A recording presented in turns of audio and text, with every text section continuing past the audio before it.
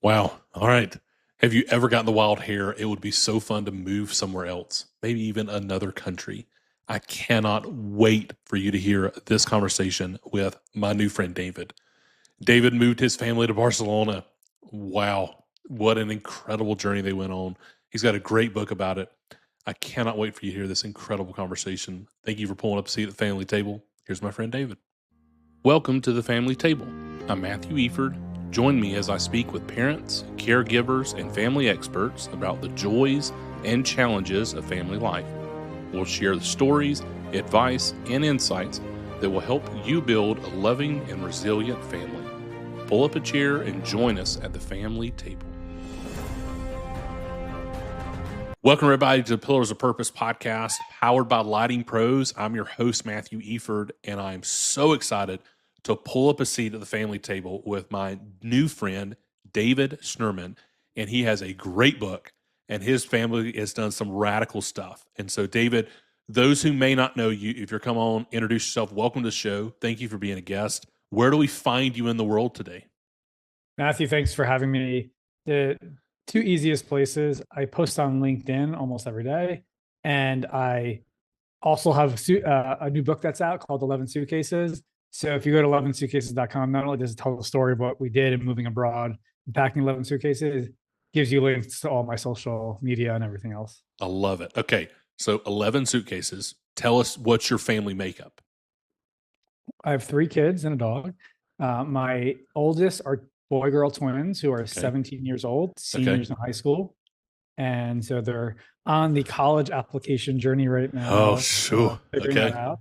And then my youngest is in 7th grade. He's 12. So we're about to go from a house of 3 kids to 1, as of next fall. So that's going to be interesting. My twins are actually away on a school trip right now. Wow. So my wife are alone with my 12-year-old right now. So we're just getting used to that. Okay. We have a 3-year-old golden doodle. Nice. We have a 11-year-old golden doodle. So they're fantastic dogs. Okay. So 11 suitcases, right? When did this happen, David? To take us back to that journey. So those who may not know, you moved abroad. Yeah. That gets a lot of hype on social media, but like you did it. Yeah. What happened? So we moved in 2019, but if I can start the story in 2015. Sure. Yeah, please. And this is like a really good lesson for everybody listening right now, because you don't have to, by the way, if you're not interested in moving abroad, this story will help anybody who's interested in making a change or taking a leap in their life. So just wanted to share that from the beginning. So 2015, we had 3 kids, 6 and under. Okay. And we were just struggling putting them to bed, struggling getting them up, and I guess everything in between. And one of my friends recommended this book called 3 Big Questions for a Frantic Family. So it was written by Patrick Lencioni. Yeah. Oh, yeah. Who wrote 5 Dysfunctions of a Team. He has 4 kids, so he understands. And what I loved about the book, and I run a company called Lawline. I founded it. It's been about almost 20 years. Wow. And I love leadership growth, self-help improvement. Sure. And at that time, I spent all my time on leadership growth. Okay. But what this book does, it takes everything like mission, core values, priorities, long-term vision that usually apply to business, and you apply it to your family. And so what he recommended, love that. Yeah, I loved it. I was like, and my wife hates that stuff. Okay. Like, he was so desperate at the time because we were really, we weren't sleeping, we were struggling. She's like, I'll do whatever. Sure. And one of the questions that wants you to answer as a family is, what makes you unique? What is your 10-year vision? Like, where do you want to see yourself? And the 6-year-olds were old enough to participate. So we all sat around the table, and when my daughter said eating healthy, my son said sense of humor, my wife said self-confidence and positivity. And I just said travel. And so in terms of turning that into a long-term vision, we sat down, we said all those things. And then we said, in 10 years or within the next 10 years, we want to experience life through travel. Wow. It could mean anything, except I like to travel, and we used to do it. So I just wanted to set the stage there for a second. That line, writing it down, has a direct connection to us moving to Barcelona. Sure. And so that's like, and I'll get to that in a second, but that's like lesson number 1 that's always come back in my life. When you write something down, it is so much, and you see this in all the research and the books that are out there. Sure. It is so much more likely to turn into something versus just thinking about it. So when you look at facilitating that conversation with your wife and your 6-year-olds, can you give us like some insight into either one, how you did that, or maybe yeah, two, how you would do it differently? yeah, Like if you're going to consult, like our audience is hearing that and they're like, man, maybe I don't want to move abroad, but I like the clarity around my yeah, family. We have a mission, we have a purpose, we have a vision for where we're yeah. going. What would you say there? What, and this is again, I'm taking it from that book, but just to simplify it, it's what is unique about your family. So Okay. that would be my first recommendation. Sit around at any age. You know, the younger the better because they'll actually sit with you and do it. Sure. And everyone just, we went around the circle for maybe 2 or 3 times until we were exhausted. Okay. And we had about 10 to 15 words. And then we took those words and maybe it took a couple hours, maybe a day. And I turned that into a vision Okay. and a statement. So that's Okay. what we, I don't think I would do it any differently because it ended up to be an amazing Sure. Yeah. journey. Cool. And it still holds true today. So Okay. that was again from the book, 3 Big Questions for Frantic Family. I also summarize it in my book. So Okay. for that part. So if you want, I can continue. So Yeah, please. This is fantastic. So you go. That's a 2015 kind of line in the sand. This is the direction that we're going. just to share just to give a reason why we did it. Yeah, please. He said in the book, in order to get through the struggles on your day to day, you need to have some vision to look forward to. Because we were just trying to work on bedtime routine. Yeah, sure. Here we are now working on a 10-year vision.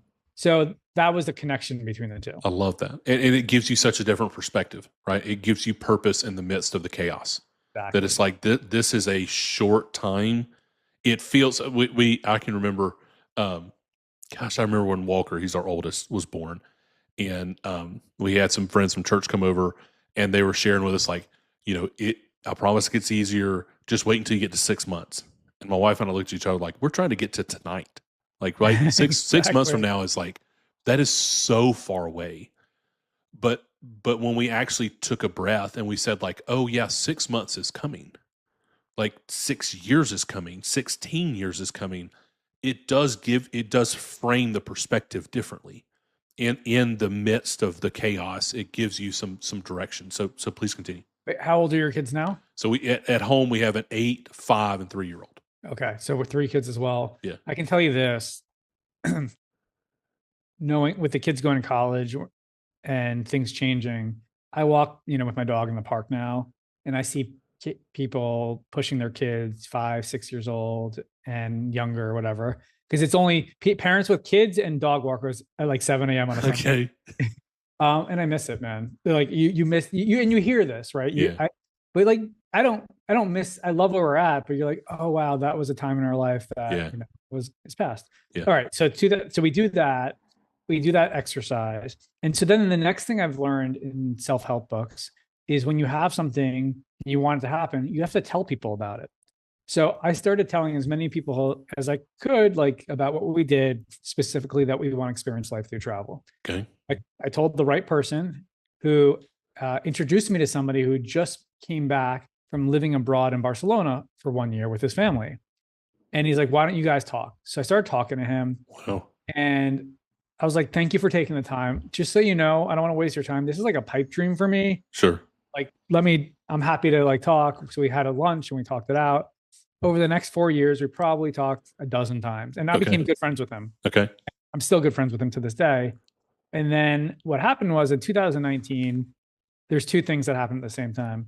I was around 40, maybe 42, 40, I think maybe 42.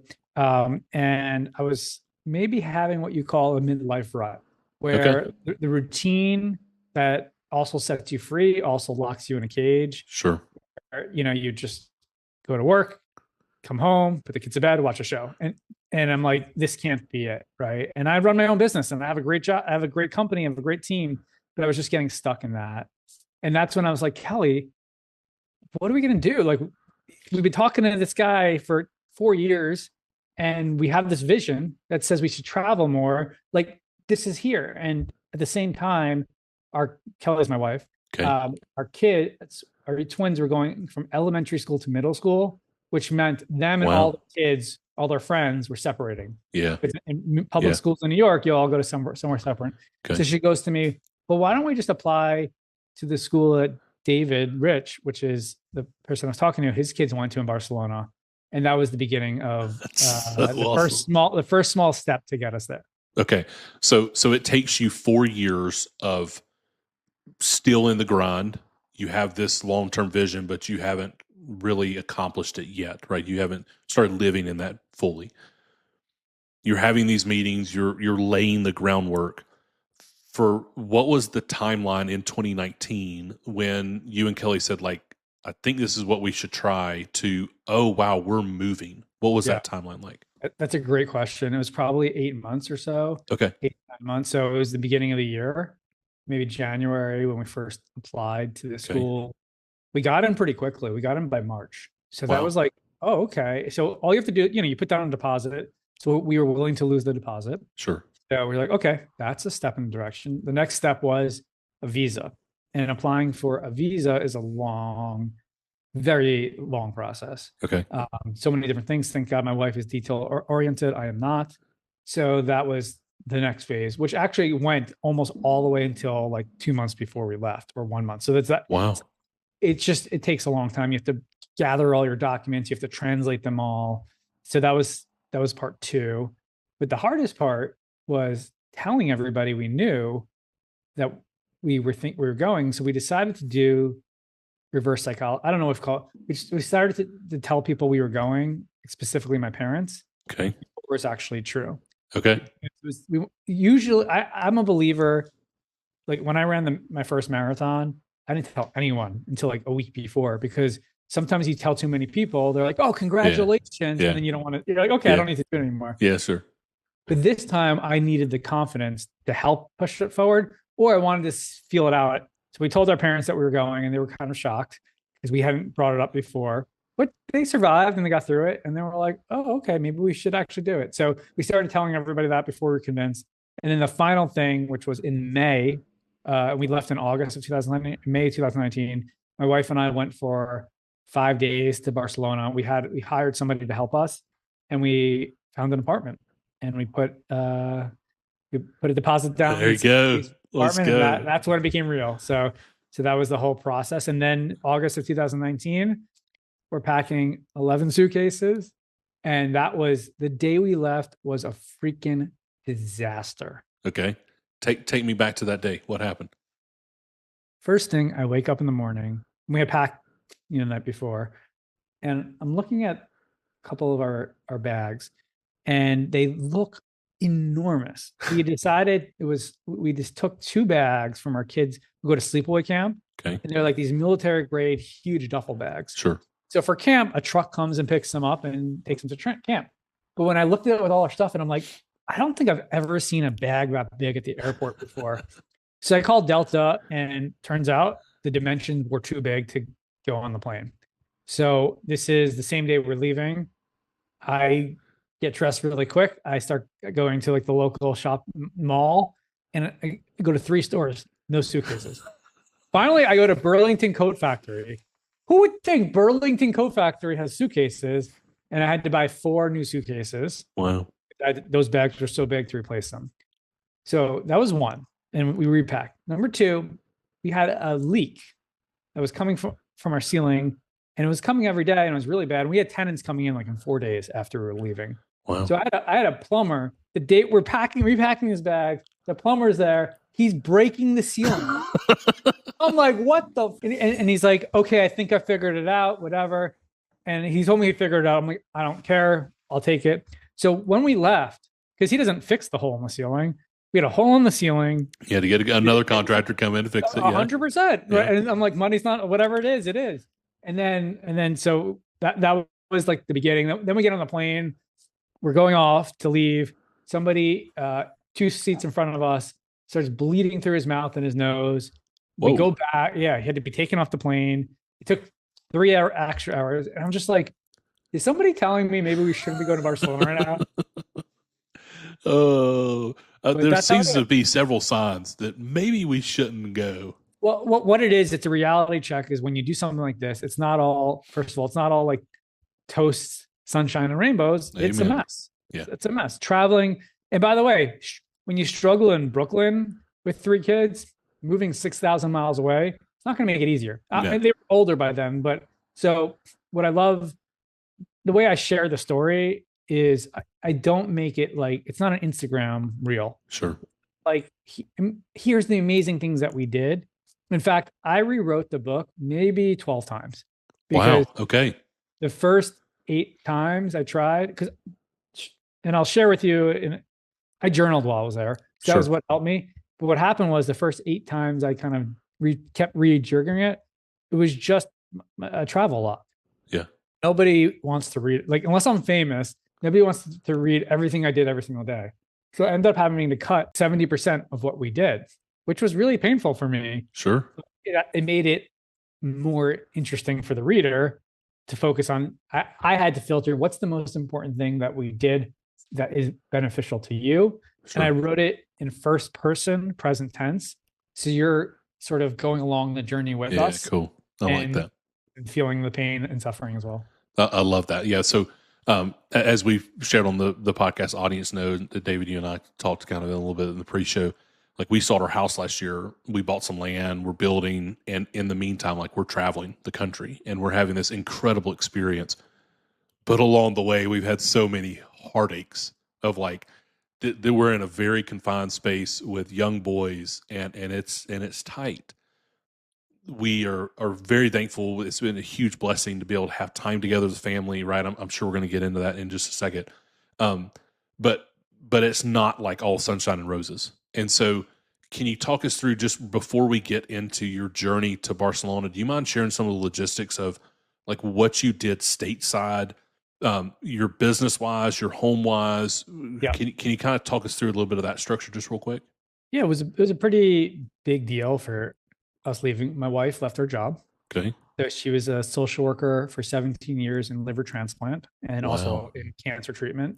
Wow. And she had already moved to part-time when we had the kids. And I think, after 17 years, she was okay. I mean, she was okay and ready for a change. And she knew that if she always wanted to go back to it, she would be able to either go back there or somewhere else. So like that was a big deal. Number one.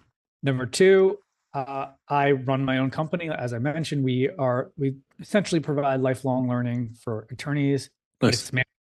That's a nice way of putting it. It's mandatory continuing legal education. Okay. Have to do to keep CMEs. Yeah.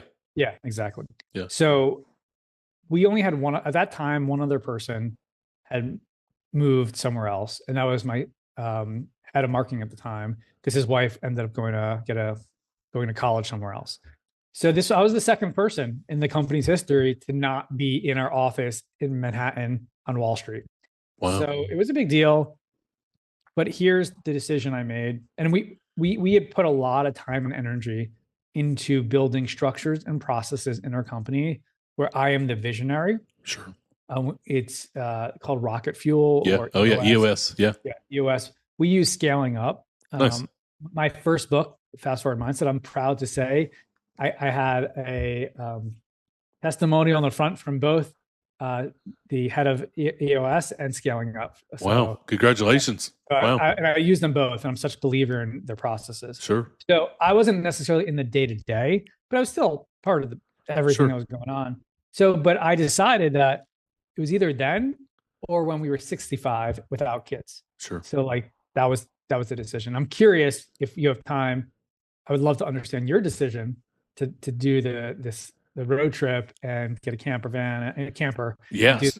So for us, that's a great question. Thank you for giving me kind of the platform to share. Right. We shared a little bit on our story, and we haven't shared all of it. We had our second son, Noah. He would have been 6. He passed away in 2020, and obviously reframed a lot of our time together as a family. And then my oldest son, Walker, has epilepsy, and so we're in this kind of stage of life of like, as he grows, he has genetic epilepsy. And the long story short, when he hits puberty, the type of epilepsy he has can go one of two ways. Either gets a lot worse, and so it's a lot harder to control. He's got a lot more medication, a lot more support, or it can get a lot better, and he can kind of go away from medicine. So that's what we're praying for. But we're kind of in this interim of like, what do we do? So he's 8, like pre-puberty, and so he was 7 last year, and we're like, man, we're in this position, we can do this. We follow EOS. We have an incredible team. Like, I am the visionary for our organizations. I have the ability to kind of step away for periods of time. And we had started camping several years ago. The boys love to be outside, and it was kind of this wild hair that my very, very loving and gracious wife said, why don't we try it? And the worst that can happen is we just build early, or we buy something as we build our forever home. And we're like, okay, then let's do it. And we went to, I think, 12 national parks, maybe 14 national parks last year. Is unbelievable. And Wow. it's been amazing. And what we have found is, for me, it helped reshift my priority around the business and my family. Like, what does freedom look like to me? That's kind of what I had the opportunity to keynote, and that's really what I try to drill down on. Is like, when we look at like what is most important for me, it's freedom. And so for me, freedom is time. It's not so much money. Money's great, but for me, it's time. So freedom in money, time, or significance.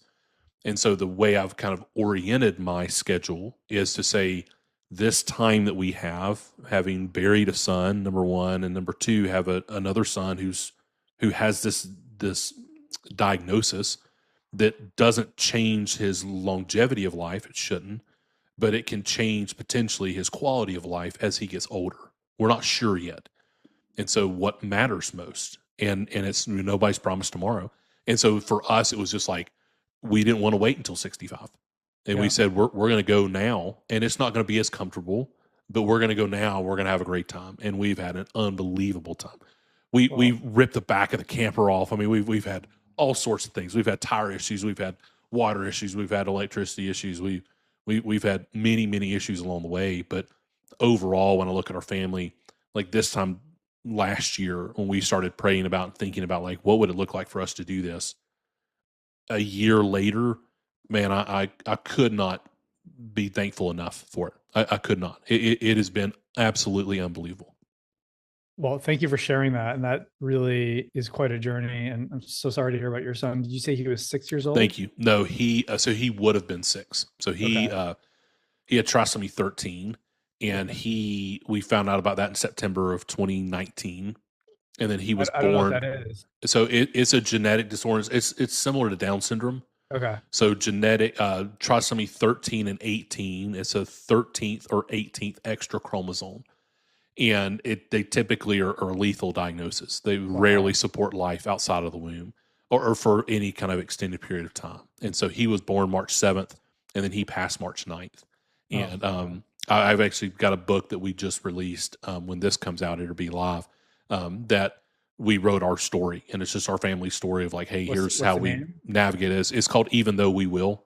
And that just kind of became our family's mantra of just, I'll make sure it's in the show notes. It'll be in the promo stuff. But I just wanted to write it down. Yeah, no, I appreciate that. I'll make sure I send you a link and get you a copy of that. Yeah. Wow. But man, it's one of those things like, right, for so often when I look over my life, and I don't want to control this conversation. I want to get to interview you.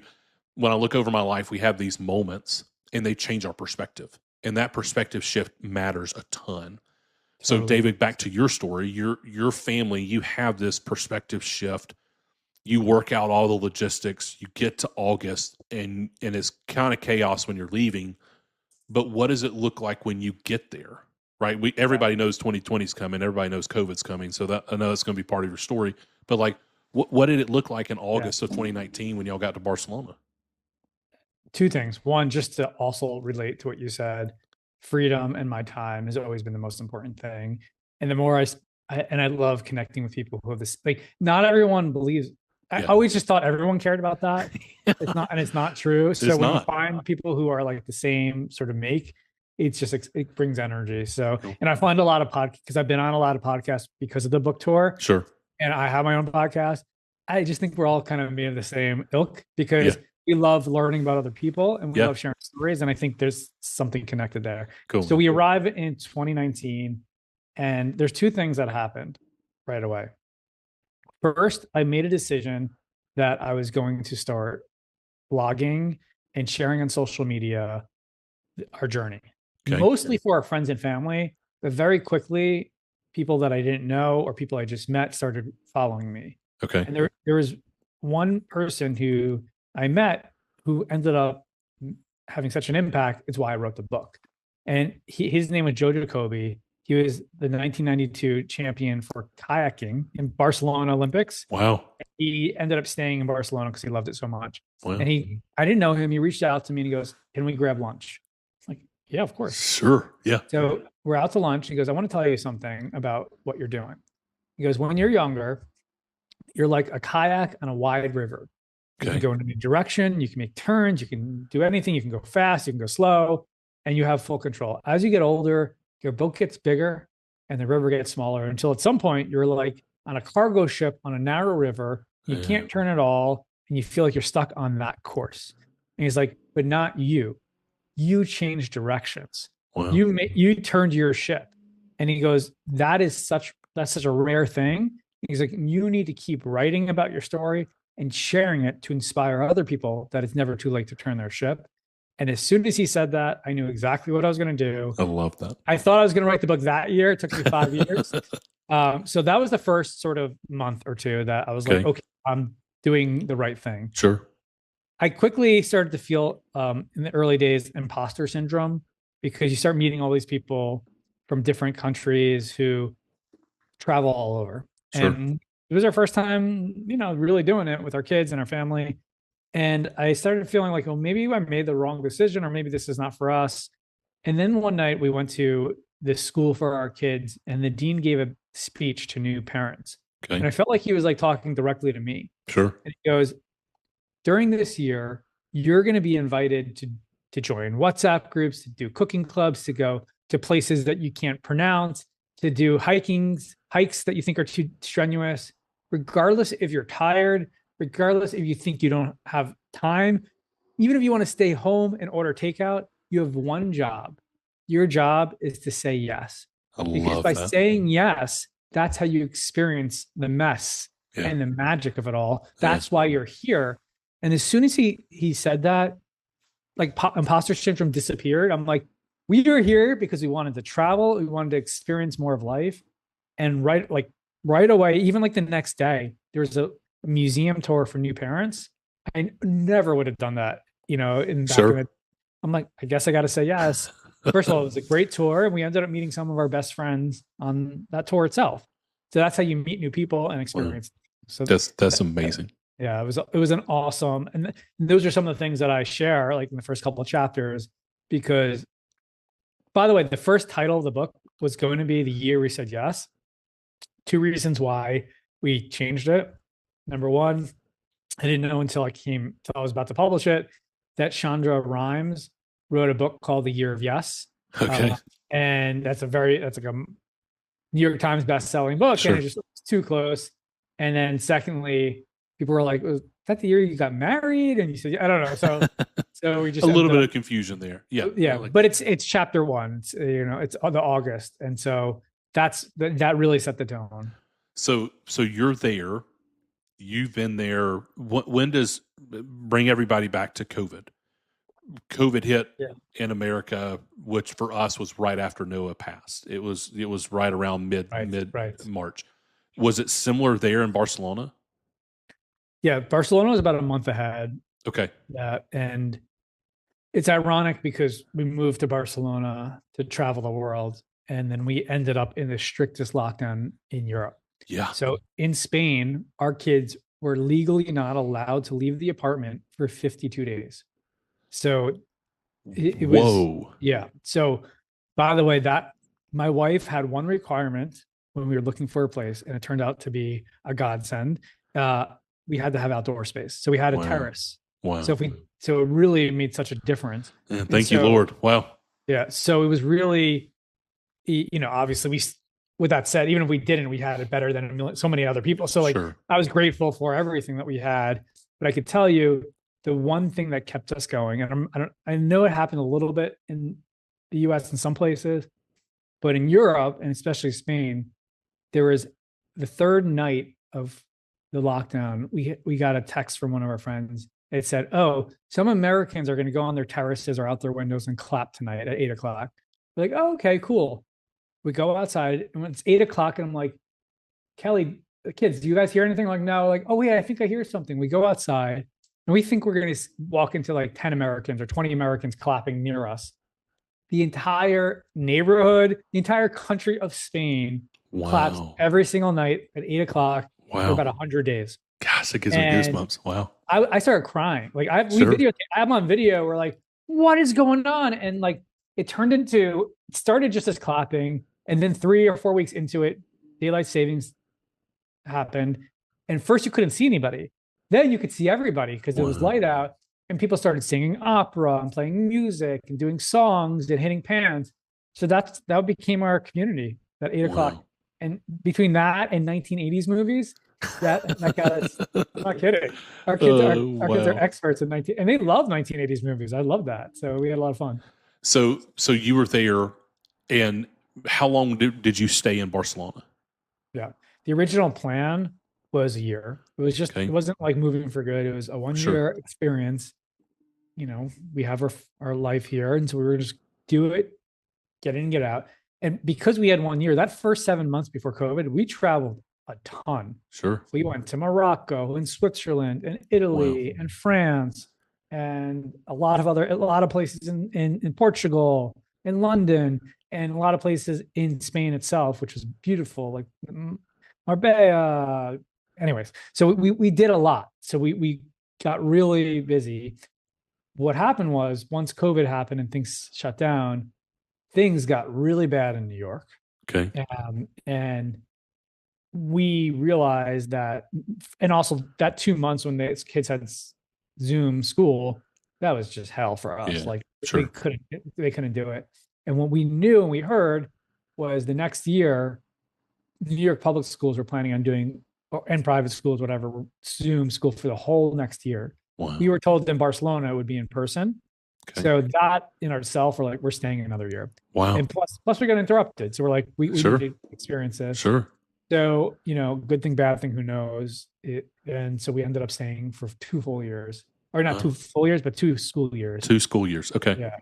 So then when you get into that second school year, yeah. right? Obviously you have the interruption, but the dean shared that incredible message of like, say yes.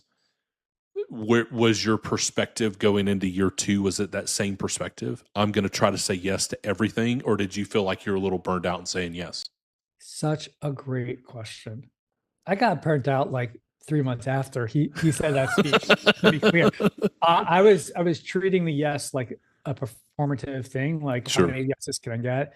And I think like literally with those next 2 months, each month I did like 12 to 15 like crazy like conferences in Venice, and then like classes, like just Sure. so many different things. I was getting exhausted by it. So Sure. I had already slowed it down.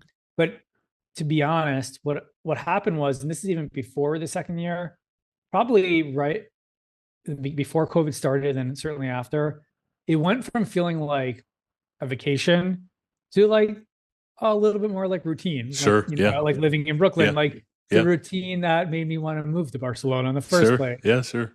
So we weren't necessarily like locals, but we weren't tourists anymore. Okay. But it was still interesting and beautiful. One experience that happened before COVID was Barcelona's in Catalonia, and there's this whole separatist movement where Catalonia wants to separate from Spain, or at least parts of it does. Okay. And people from the separatist movement, while we were there, maybe like I think 10 leaders were sentenced to like 9 to 13 years in jail for something they did, and people were shocked by it. And then the entire city shut down, and there's maybe 500,000 to 1 million people on the streets protesting. The airports were shut down, schools were shut down, and it was like just a reality check. Like when you're in the US, all the problems we have. Sure. When I was there as a expat, I'm like, this is the best place ever. And then it was like just the first reality check. I'm like, oh, they have their own dramas and struggles that you don't see as an expat.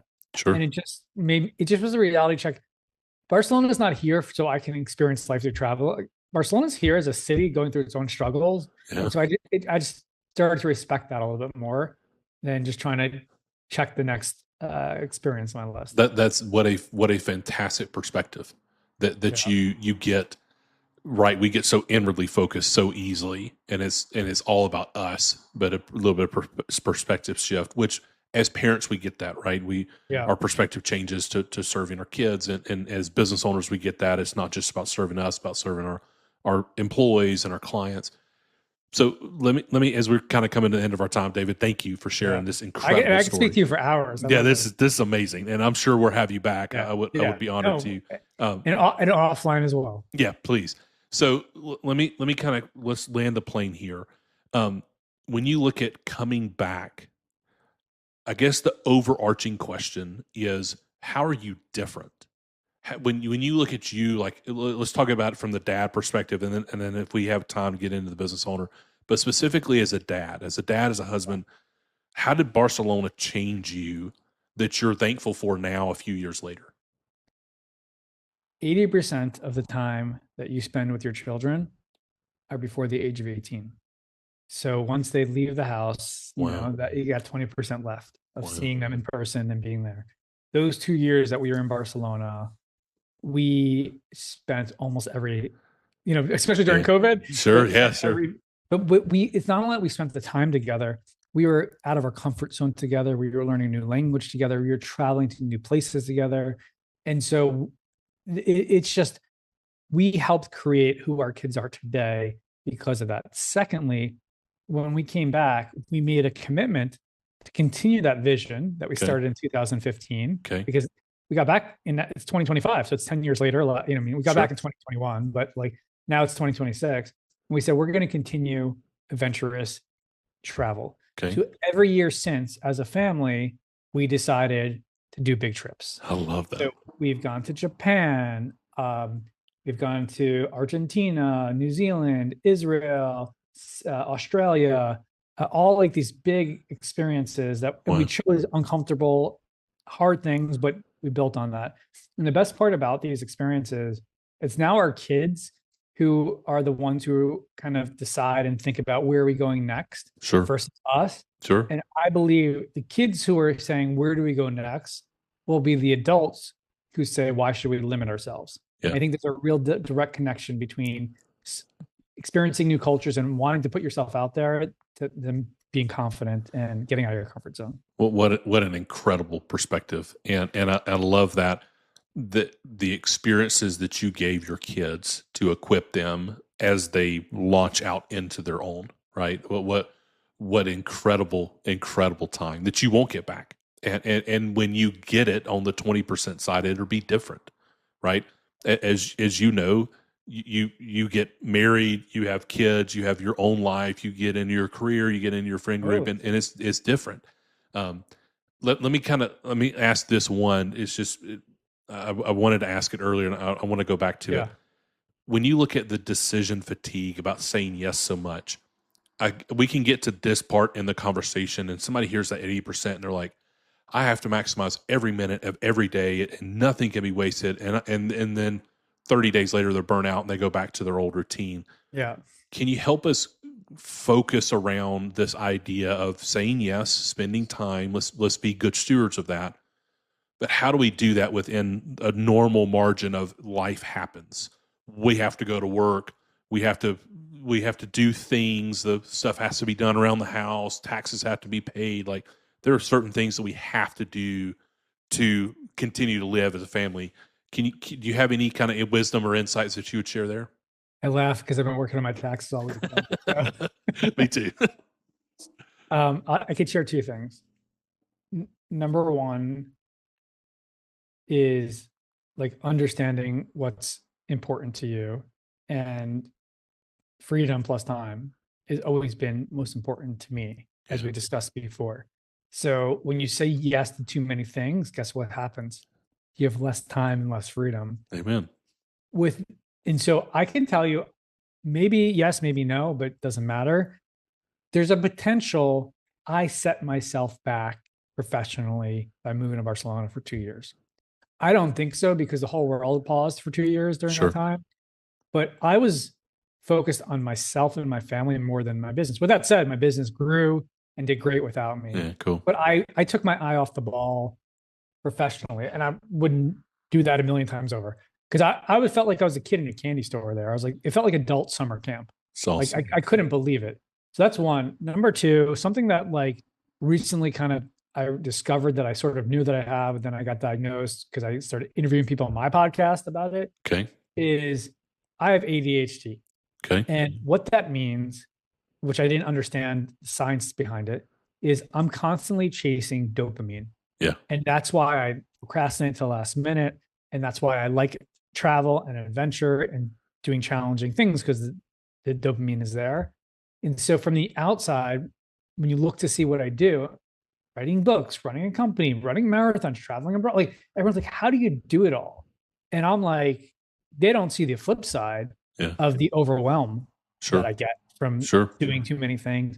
And I didn't, so for me, I say yes a lot because I'm chasing that dopamine. So that's not necessarily for everybody to do all those things. And then finally, yeah, you gotta, I like saying no a lot too, especially in business, because your time is the most important thing. Yeah. But in that, final thing, and I said like 6 final things, is that really applied to that experience in Barcelona. I don't think it necessarily applies to everything in life. We were in Barcelona to meet new people, to travel, and to experience. So that's why he said to say yes. Because if you didn't, you wouldn't meet new people, you wouldn't travel as much. Now it's, maybe 50-50. That's a great distinction for us to kind of land the plane there. Yeah. That just saying yes is not that we say yes to everything, because then every yes is a no to something else, right? And so we've got to be good stewards of our time. Thank you, David. Man, we're kindred spirits in a lot of ways, and I look forward to maintaining conversations off the podcast. Offline, give me your address, and I will send you a book today. Yeah. Well, thank you very much.